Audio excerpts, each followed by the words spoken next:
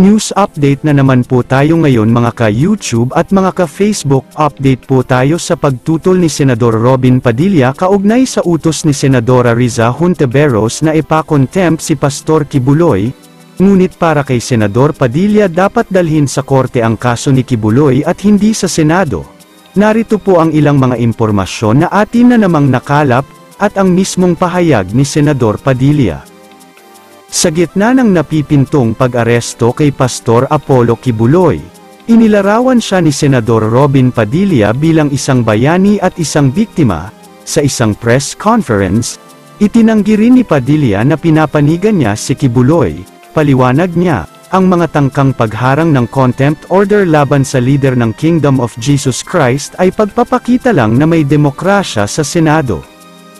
May sarili akong dahilan, ang sarili kong dahilan para sa akin, naging biktima si Pastor kasi nilabanan niya ang New People's Army, yan ang sarili kong nakikita. Sabi ni Padilla, hindi deserve, para sa mga mata ko, na ang isang taong tingin kong bayani sa pakikipaglaban niya sa komunista, na naging kasama ko, ganitong klase, papayagan ko maiskandalo. Teka muna, dagdag pa niya. Paniwala pa ni Padilla, ang alegasyon laban kay Kibuloy ay dapat talakayin sa korte at hindi sa Senado. Meron tayong korte at ang korte natin yan ang simbolo ng justice. Sa kanila ang justice, walang ibang pinakamagandang venue para humingi ng hustisya ang mga biktima kung meron man, diin ng senador. Hindi ako naniniwalang in aid of legislation, makakagawa tayo ng mga bill ngayon na maapektuhan ang kingdom, religion yan, sana naintindihan nyo. Sambit pa niya, dagdag pa ni Padilla, wala rin umanong nag-utos sa kanya na harangin ang contempt order at posibleng pagdakip kay Kibuloy. Hanggang ika-12 ng Marso ang ibinigay na palugit ng Senate Committee on Women, Children, Family Relations and Gender Equality kay Padilla, para makabuo ng 8 boto para mabaligtad ang contempt order laban kay Kibuloy. Narito po ang mismong pahayag ni Senador Robin Padilla, pakinggan po natin. Ngayon, kung ang tao, sinasabi mo na kinakampihan na, ang bihira naman, kinakampihan. Demokrasya, tol. Meron akong sariling dahilan Ang sarili kong dahilan para sa akin, nagiging biktima si Pastor, kasi nilabanan niya yung NPA.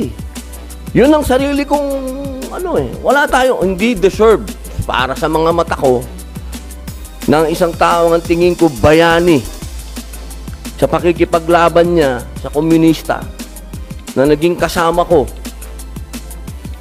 Ganitong klase papayagan ko maiskandalo. Teka muna. Nasaan ang utang na loob natin sa serbisyo ng taong ito na inalay niya sa paglaban sa komunista? Yun ang personal kong dahilan.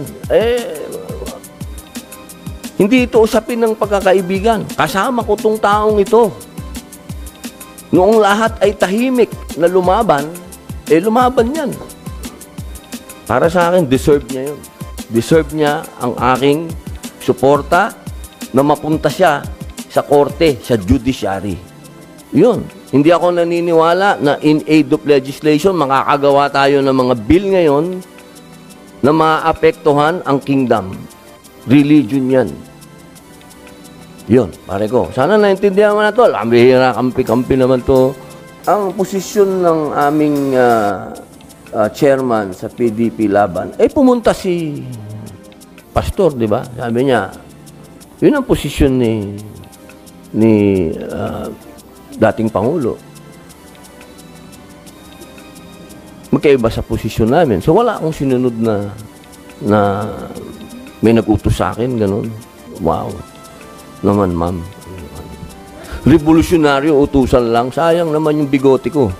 Di ba? Hindi ako utusan ng kahit na sino. Paniniwala ko para sa akin, magkasama kami ni Pastor lumaban sa komunista. Hindi mawawala sa isipan ko yun. Eto nung panahon ng NTF-ELCAC, magkakasama kami niyan. Diba? Panahon ni Digong, 2016 hanggang 2022. Kasi yung pelikula kong Memoirs, of a teenage rebel. Ito yung mga tunay na rebelde, na mga bata na na-recruit, sila yung naabuso. Nagpalabas kami sa YouTube. Hindi namin magkaroon ng napakaraming kalungkutan yung pelikulang ginawa kong yon. Walang gustong magpalabas. Ang nangyari, dinala ko sa mga government stations, ayaw din nila ilabas. Pero sa SMNI, nailabas ko. Pumayag si Pastor. Ganon din yung Isang Linggong Pag-ibig, yung sa West Philippine Sea. Nailabas ko din sa SMNI. Yun yung partnership ng matagal na paglaban sa komunista. Hindi ko lang siya basta kaibigan. Kasi pag sinabi ko, kaibigan ko, kaya tunod, sinungaling ako. Hindi ko basta kaibigan yan. Comrade ko yan. Comrade. Naniniwala kami sa isang prinsipyo. Mas mabigat yun. Hindi naman kami magka-religion ni Pastor. Hindi naman kami magkababayan. Hindi naman ako tiga Davao. Naniniwala ako sa prinsipyo niya na masyado nang matagal ang communist struggle dito sa Pilipinas. Hindi na natin kailangan ng armed struggle. Naniniwala kami doon. Yun ang pinaniniwalaan namin. Una na yung dasal. Dasal. Napaka-importante nun. Doon sa channel niya, sa SMNI, nabigyan niya ako ng airtime na wala akong binabayaran.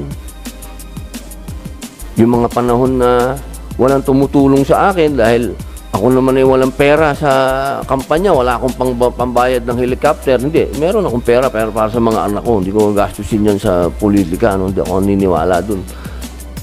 Yung helicopter niya, pinahihiram niya sa akin. Yung mga ganong klaseng pabor. Sa akin kasi parang hindi naman yun para sa politika. Parang sa akin naniniwala siya na ako magiging instrumento ng Panginoon Diyos sa pagbabago ng bayan, parang ganun. Kasi parang ang hindi naman maganda dahil pinahiram ka dahil kandidato ka. Siguro naman pinahiram niya ako dahil naniniwala din siya sa aking adhikain. Ano po ang inyong masasabi sa naging rason ni Senador Padilla kung bakit niya sinusuportahan si Kibuloy na sa korte dapat maghain ng reklamo at hindi sa Senado? Mga ka-YouTube at mga ka-Facebook, comment nyo po ang inyong panig. Kung nagustuhan nyo po ang videong ito, paki-like and share na lang po. At kung hindi pa po kayo naka-subscribe sa aming channel at naka-follow sa aming page, pa-subscribe at follow na lang din po. Paki-click na rin po ang notification bell para updated po kayo sa susunod pa nating mga balita. Maraming salamat po sa panunood at suporta. All the glory belongs to our Lord Jesus Christ. God bless us all.